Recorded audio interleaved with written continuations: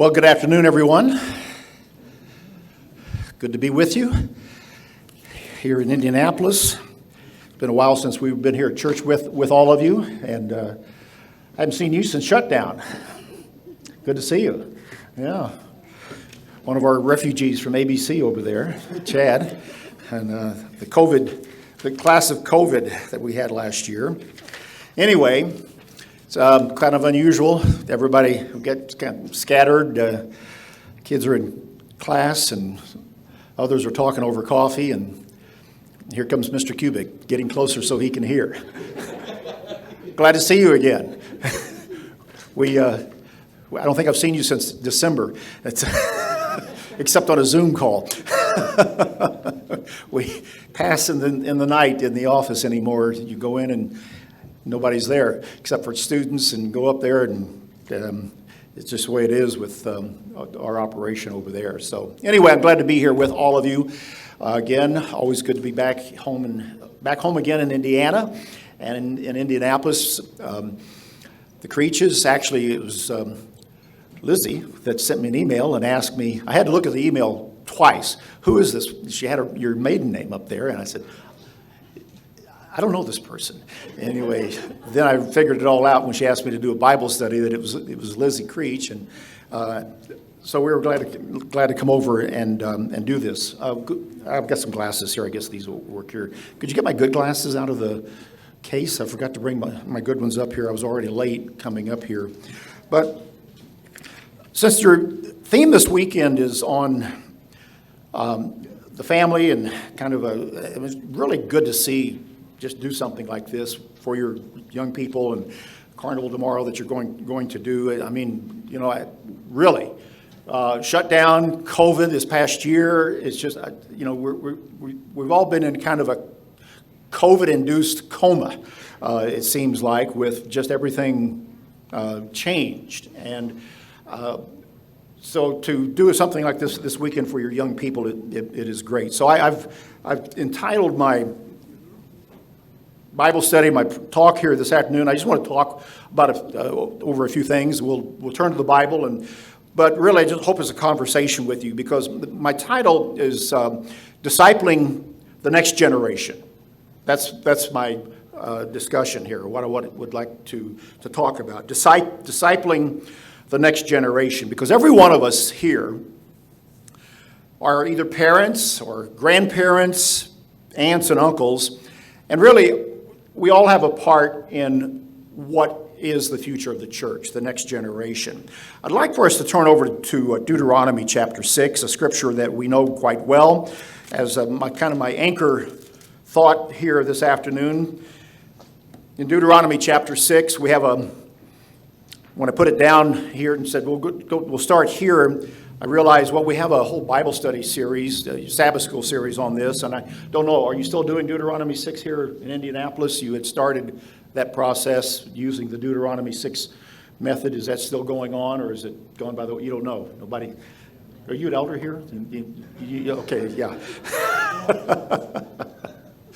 But the Phoenix congregation had done that with the Deuteronomy 6 themed a Bible study series, and with a very good point to it. But let's read beginning in verse 6.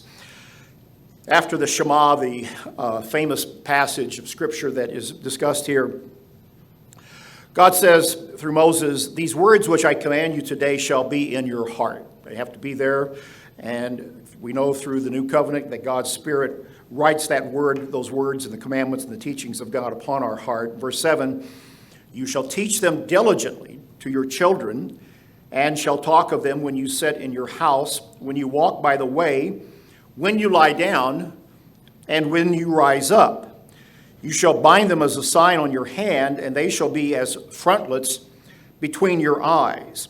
You shall write them on the doorposts of your house and on your gates." And of course, we know what the Jews have done for generations, and with the mezuzah on the door, with the commandments in there, and then even in Orthodox circles, they will put this, the commandments or some part of the law hanging literally on their forehead, and they go to great lengths, and I don't fault them for that. That's what they have, what they do in order to preserve their love of God's word, God's law.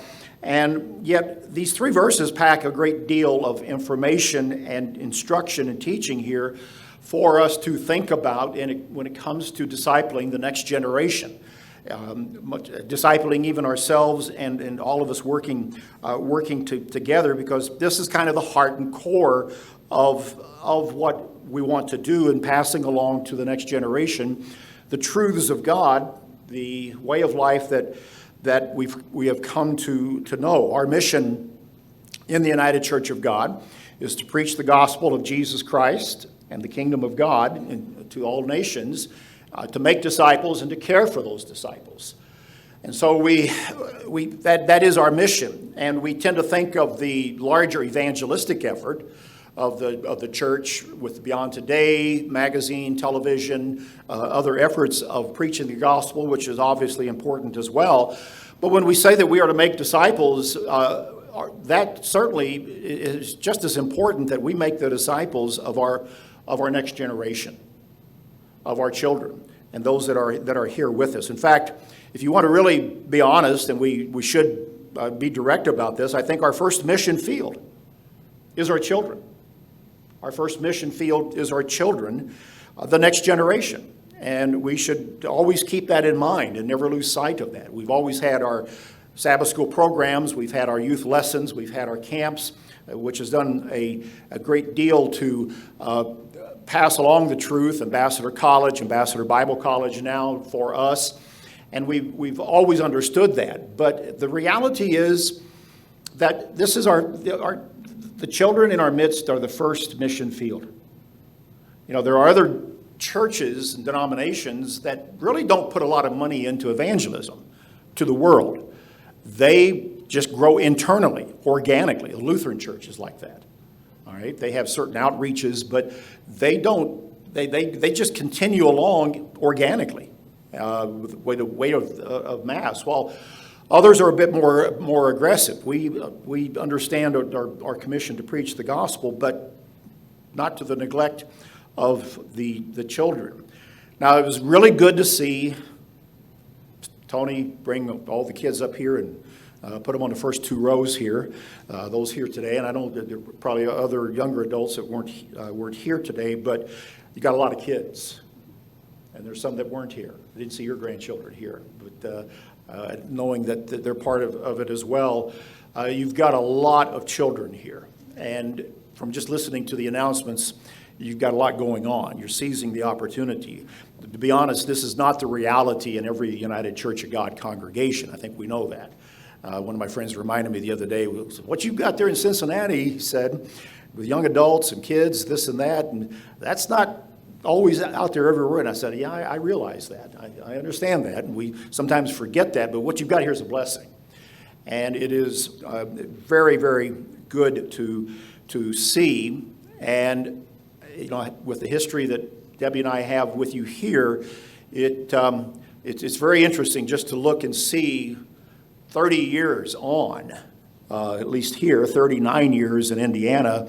And I see Mr. Borton out there, and so he's my tie to even further back of our roots here. But to see another generation of young people here, some of which were our own grandchildren, that is encouraging, and it is important that we think that through as we deal with it. You know, we are going through a great deal in our country, in our world, but especially in the United States right now.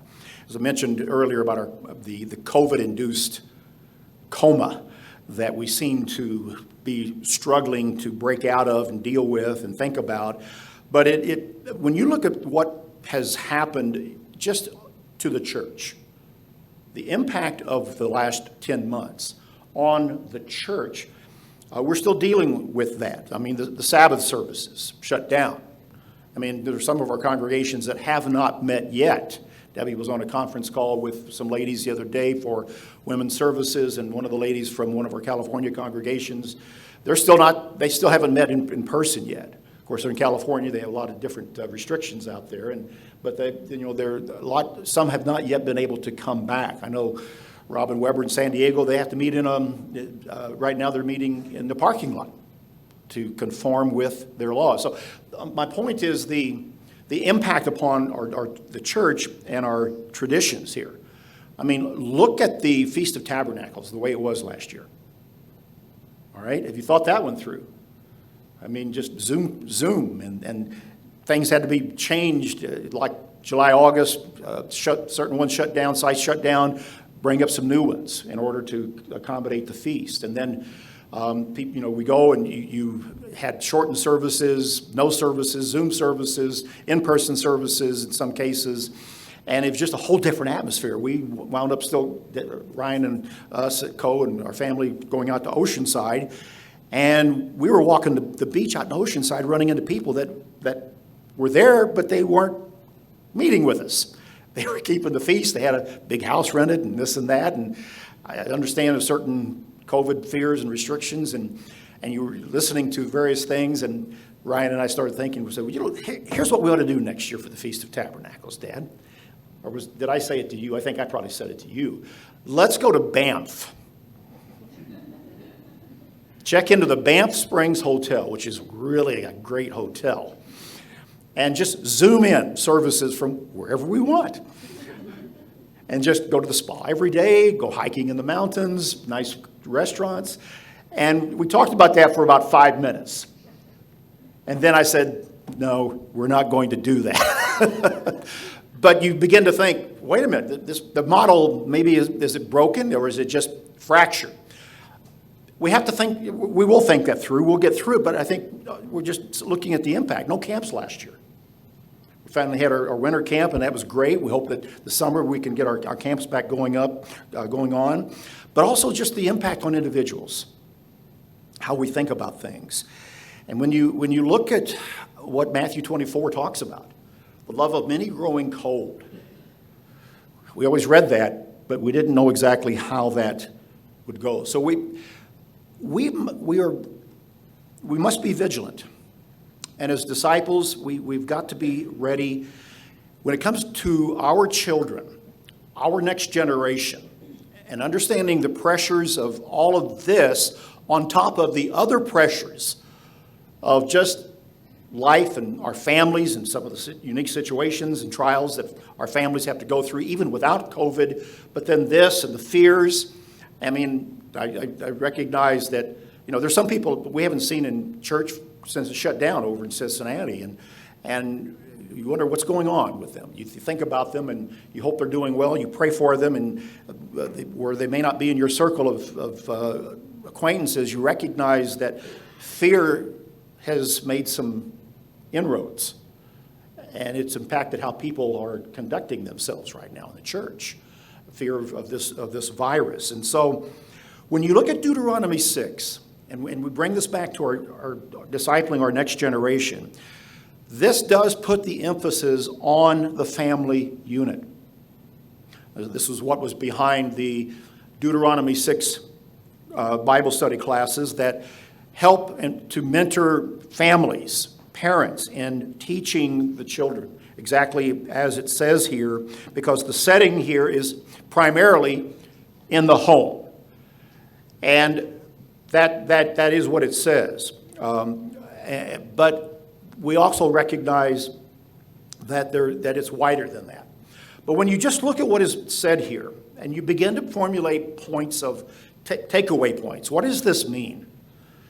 How do you, as a father, as a mother, single parent in the church, grandparent, working with your grandchildren, all of us together as we look at this larger unit of people here, how do these translate? Well, number one is talking about God. We must talk about God in our talk, in the home. It must be known to our children that God is involved in our lives. And that, to us, that's very real. And if your son or daughter sees that and hears that, then it becomes more than just what they hear at church or what is our practice in our walk of life. I was reading something, and one of this week, one of my books, and one of the authors was putting it this way, that especially for the father, he said, it must be abundantly clear that Christ is his head. That Christ is his head. It must be clear within the family structure, within the family unit. If not, there's going to be something broken. It puts, for every father, a question there. Pray together as a family, talking about God when we sit down. Prayer as a family should be a priority. Studying the Bible together as a family is a priority as well. And speaking positively of one another to our children, other members in the church, the structure, the church as a structure, and the ministry of the church, the pastor. Speaking positively in front of our children is very, very important in that way. I don't know that we were always positive or 100% in our lives. We had a lot of stresses going on in our years when our children were young growing up, 25, 26 years ago. Some of the stresses probably, I know that it rubbed off on our children because of the conversations that you just couldn't almost avoid in the family in terms of some of the matters that were going on in the church.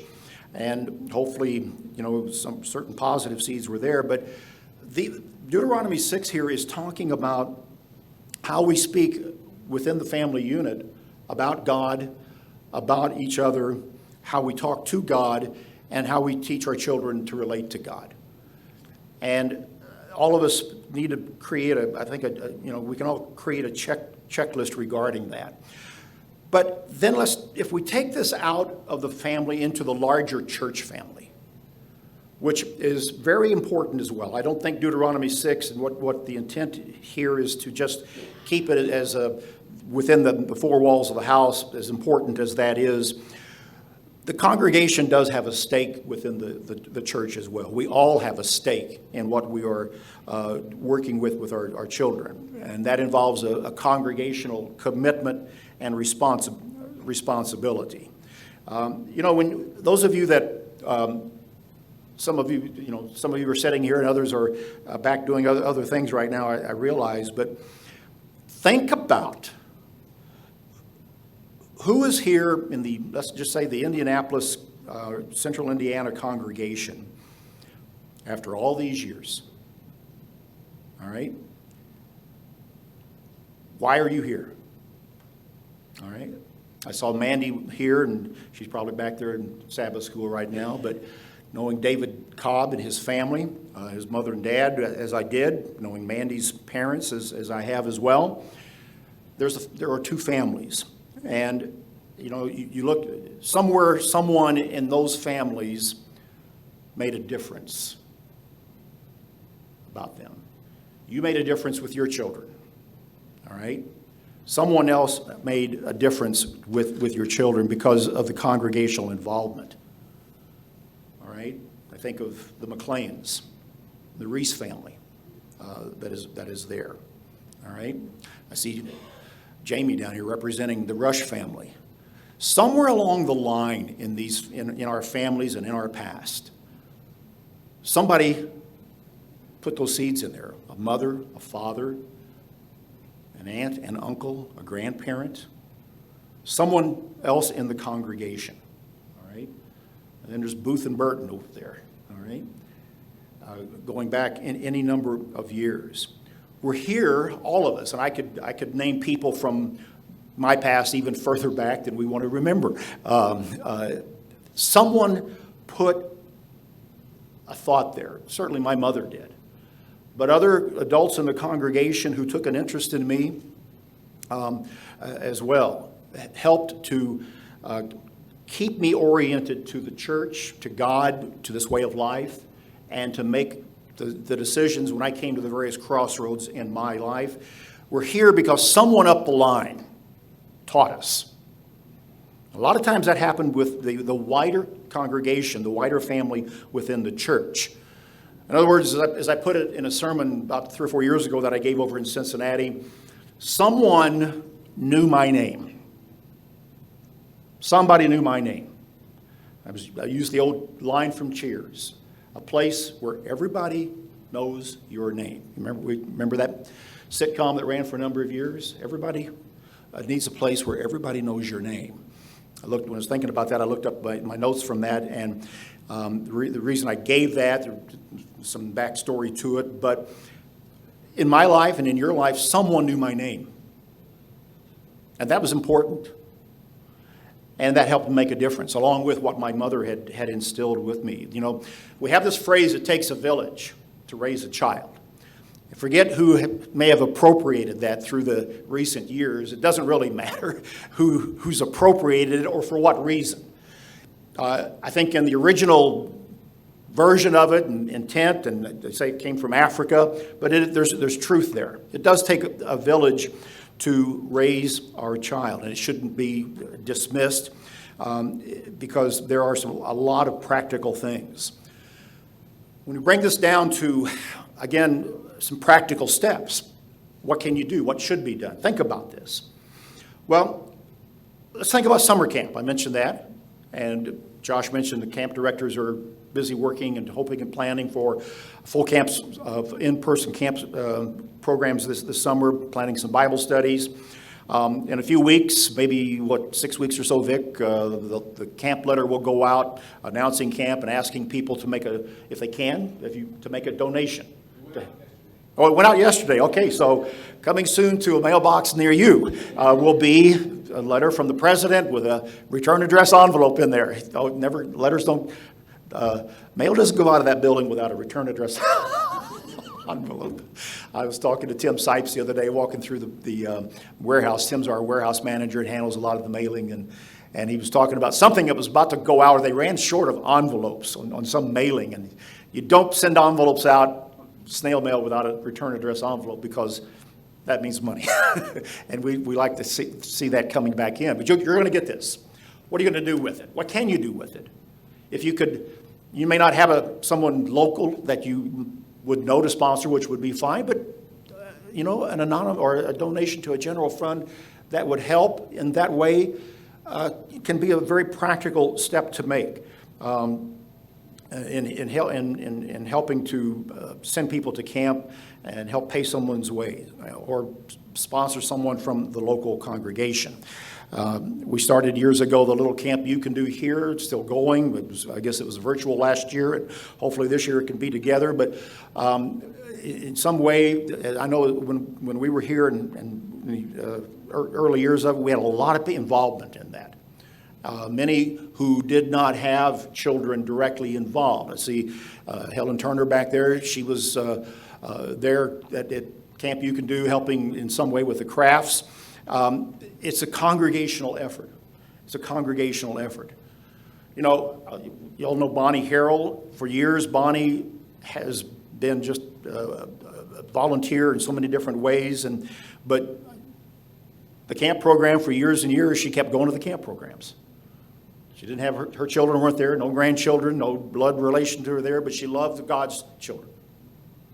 And I kept saying, I drafted her into Camp Heritage years ago when I was directing that, but then after I got out of the camp director job, then she just kept going. And I would say, why one time? Because the kids. She loves the kids. They're important to her. And it's those types of things where we are together as a family, and we are reaching beyond our own blood families to help make these things work and to help make the congregation what it is. I remember, some of you will remember Bob Louder, a longtime member here. Bob Louder was known as the Candy Man because he always had a pocket full of candy, all right? He was a candy, maybe he learned from the song, I don't know, but the kids knew that Mr. Louder had candy in his pocket. And so they always looked him up, and he was a kindly patriarch of a member here for so many years, but he was known as the Candy Man. Find your niche. Find your role to play with the next generation. That's what's important. And it may not have to be giving out candy. Somebody's already put a Snicker bar up here, so I appreciate that. That'll dessert later on here. But find your niche in that way. The church has got to be the center. And more as we move along. If the church is not the center within our families for our children, something else will be. Something else will be. School and other interests are there to pull our children away. When God is not the center, something else will be.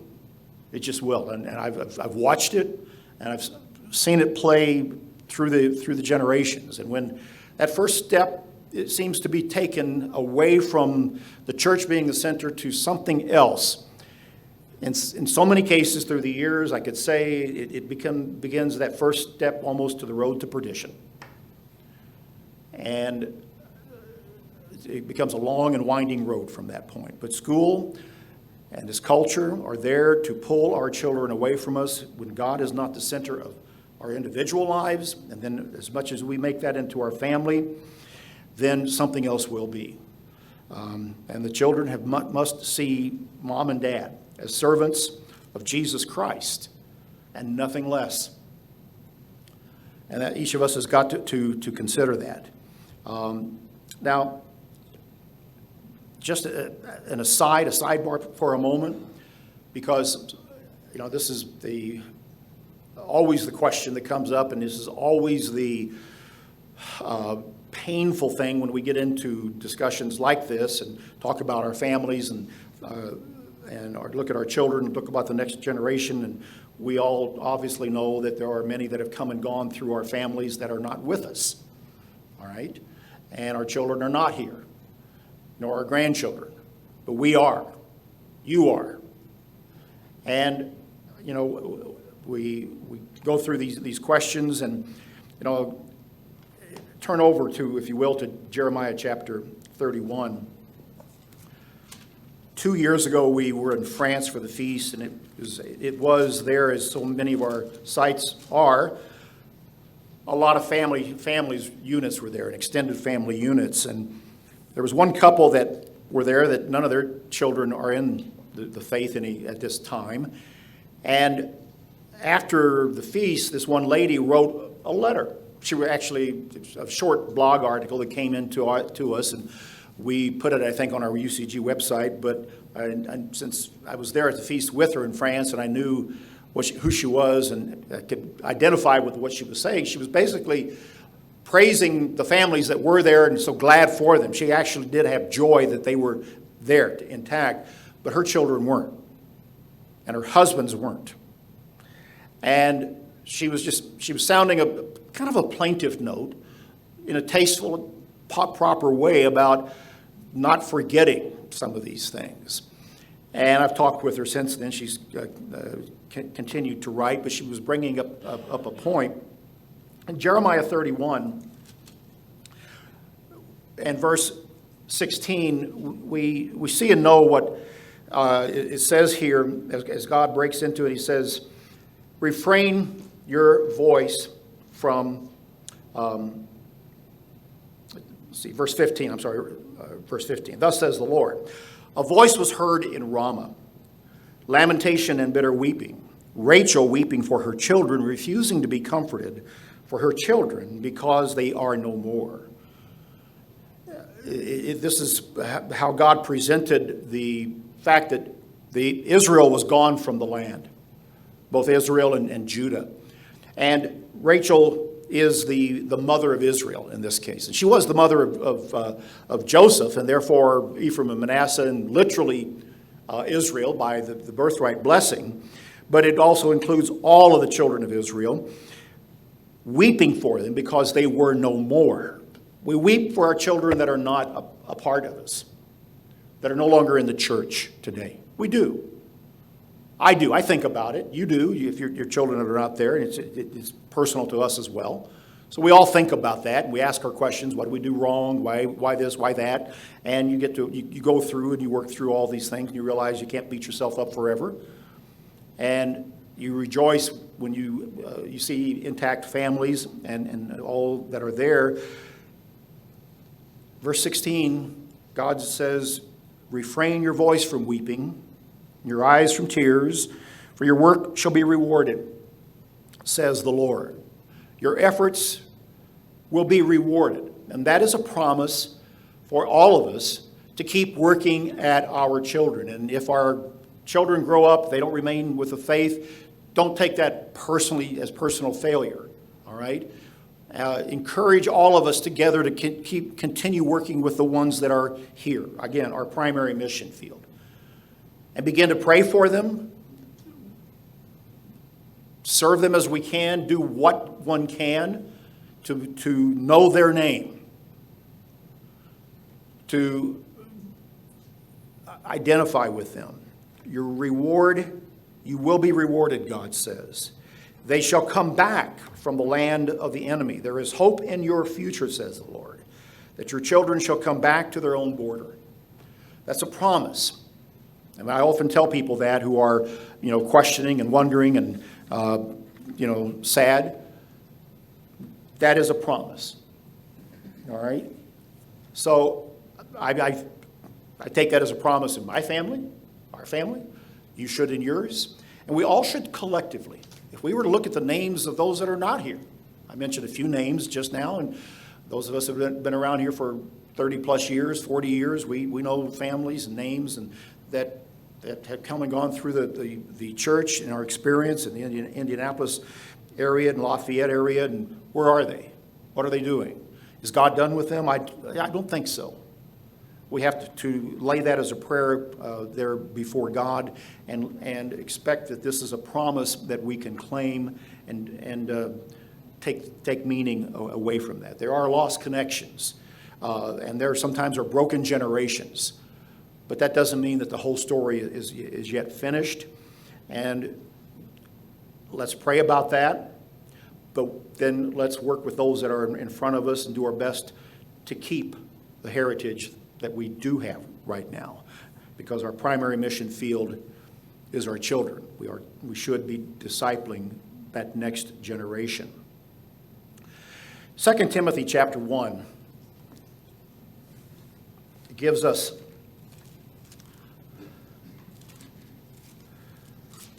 a picture and perhaps spring forward for some discussion. 2 Timothy chapter 1,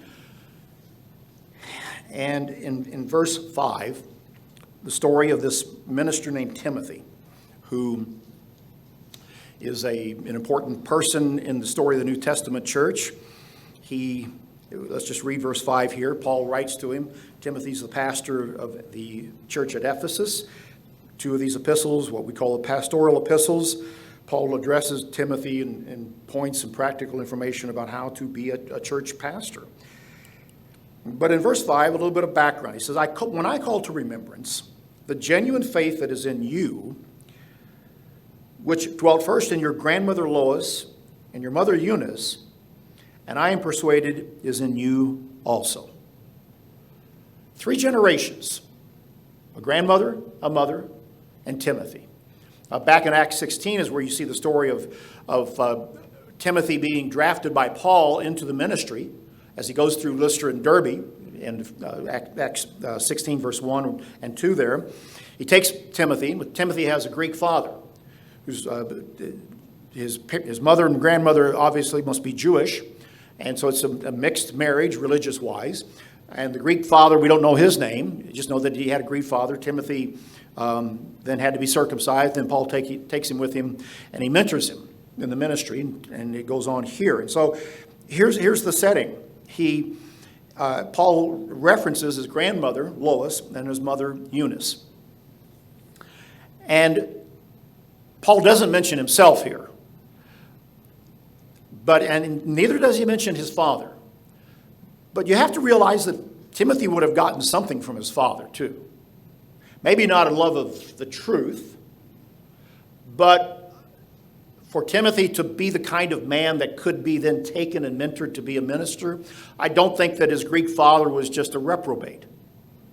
It just wasn't called. And he, for whatever reason, he'd married, and his wife was Jewish, and they had a marriage, and they come in like this. I think he got something from his Greek father. And Paul later will talk about how he had kind of been a father, spiritual father to Timothy. And he was, because he mentored him. But when you stop and think about that, what might Timothy have received? From a grandmother, obviously in the home, very likely, and a mother, maybe even a Greek, his non-church member dad. What do you think Timothy took or received in terms of teaching from any of those? This is the interactive part. Any thoughts? Yeah, Joel. Good work ethic. Okay. From his father, you think? Yeah, could very well have been. That can really influence you as a child on how did your father work hard for you, provide, show that kind of love. Not to say I want you to provide, that might have teaching. Yeah, very good. Yeah, I would think that to be a pastor with all those responsibilities, you've got to show up and know how to manage things. Any other thoughts? Bev? Hopefully mom and dad loved each other. That would certainly set a good foundation. And the fact that grandma was in the home there, and the father must have been very good to her also. That would be his mother. Good point, yeah. Tolerant and brought her into the home. So, yep. Jamie? Well, Darris, as you know, Winston brought us back into the church. And because he came to believe what Mother believed. So Mother believed unequivocally, stood firmly, and Winston, through that, came to believe. So Winston was mentored by his grandmother. Yeah. Yes, that's good. Good point. Eunice must have been able to pass along something very, very good there. Any other thoughts? Les? If his father was Greek, there's a good chance that he educated him. So he probably pushed where it was Timothy, the educator, which made him appropriately good. Okay. Yeah, no doubt. Yeah. Vic? I think it was very interesting about King Manasseh. It was really terrible. 55 years, horrible. The son would be just about the same. But Josiah, of all things, an 8-year-old boy, turned out good. Mm-hmm. Why did he turn out good? I mean, he would have just been part of that same whole dynasty of people. He might have had a mother who really taught him these values. An impressionable boy that years old and had to see him inside of him. And that changed the whole course of, well, for temporarily, Israel history. But it's interesting, what might have been that particular influence on an 8-year-old boy to make him so devout towards God? Just interesting. Somebody obviously was doing some Deuteronomy 6 work there with that 8-year-old boy, like in Josiah's case. Yeah. Any other thoughts? Debbie? Timothy, obviously, I think he had a lot of respect for women, and probably was attuned to elderly women because he worked with these women. And it seemed that the churches, I think, they probably all loved him, all the widows, and it gravitated him. I mean, he understood them, was it not? Because it was relevant. No doubt he picked up a lot of that type of patience and understanding of, being around, two women like that in a house setting. Yeah, that's a good point. Paul had to give him some pretty specific instruction about dealing with the types of women and the categories of women within the church too, but he probably then knew how to execute on that. Any other thoughts? So when you look at this, Timothy becomes this a very significant pastor, obviously, of a significant congregation, the Ephesian church, which is, we know more about the Ephesian church in the book of, in the New Testament than any of the other churches that Paul founded. When you look at the scriptural teaching that we get, plus some that comes from later history, I think Timothy did his job quite well as a pastor to anchor those people in a hostile setting, the center of the pagan worship of the goddess Diana. But what he received from his family and then from, no doubt, Paul, did help him look at that. I think a big takeaway for us to do is to look at who discipled you. Look at who knew your name and work to be like them. If we can do that as much as we can on the one-on-one individual basis here in your congregation, the field is white to harvest right here. All right? It truly is. And again, I'm glad to see that there are, plans and programs. I'm glad there's somebody like Josh and Lizzie Creech that have energy to take these things on now. And I think to myself, I don't know that I have that. There was a time that I did, but I don't know that I have that. And I'm glad that we have them like that and others to be camp directors and do all the things to do that. I think it really speaks to the future, a positive hope for the future of the church and the United Church of God. And what I've just taken a few minutes to talk about here today is nothing new, but I hope a reminder, and I hope to spark within you just a thought to know the names of everybody. And in that, I'm not saying just to know Liam or Cameron or Hannah Beth or any of their names.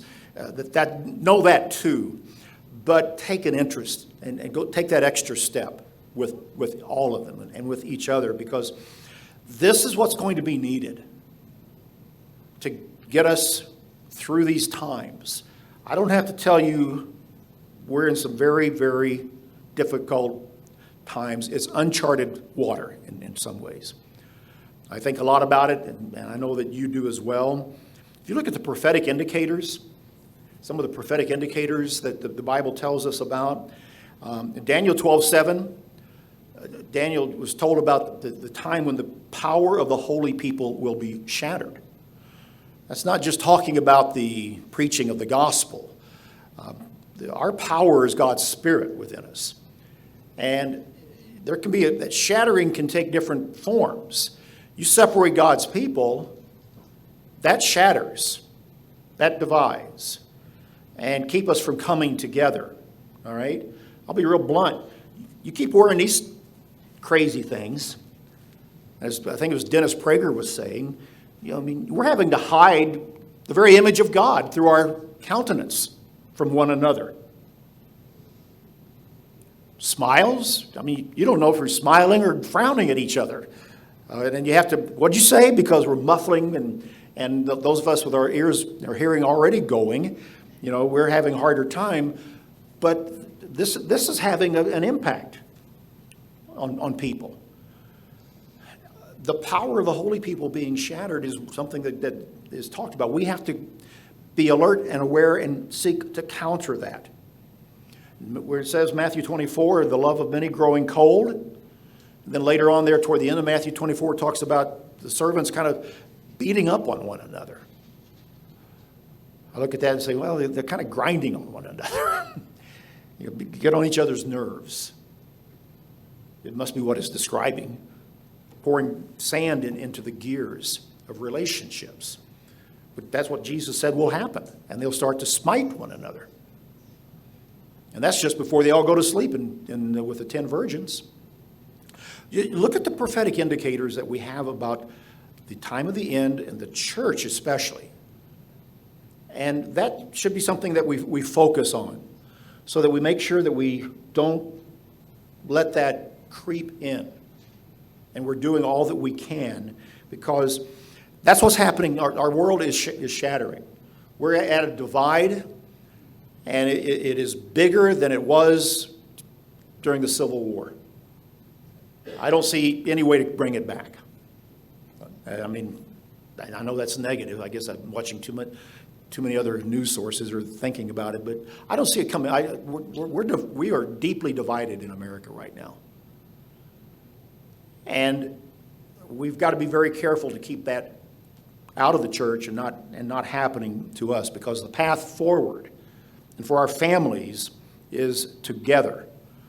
I've been reading a book called Live Not by Lies, written by a man named Rod Dreher. And Mr. Dreher's a Catholic. He's a very traditional Catholic, and he writes about what's going on right now with the totalitarian creep in America, and he draws from the experience of the Soviet communist era in Czechoslovakia, Poland, Soviet Russia, and the same tactics that were used then to stifle dissent, to divide people, to squash religion, are the same things that are going on right now. But he's also gives some very practical and very direct teaching, and he's writing from a very traditional Catholic perspective about it. But he's laying out what is happening, and we are living through some big times, and we are a resistance. We always have been. You know, we've always been going against the culture. You keep the Sabbath, you keep the holy days, you go to the feast. That is counterculture, and it's been our own church counterculture as long as I've been a part of it. And those, will only grow stronger and by God's Spirit and grace tie us together. But we have to continue to be resisting the world as it spins into madness, drawing closer together in the bonds of fellowship. So the more events like these, the more of each of us assuming our responsibilities and seeking to do that to disciple the next generation, the greater hope that we can have, and the closer that God's Spirit can be working in and among us to draw us together, and the positive benefits will be there. So that's my Bible study, what I wanted to say to you today. I appreciate being over here, looking forward to some good food, and it's probably about time to get to that. And so did Josh, you wanted to come and ask a blessing on that. So anyway, appreciate the time with you. Looking forward to talking afterwards. Good to be with you.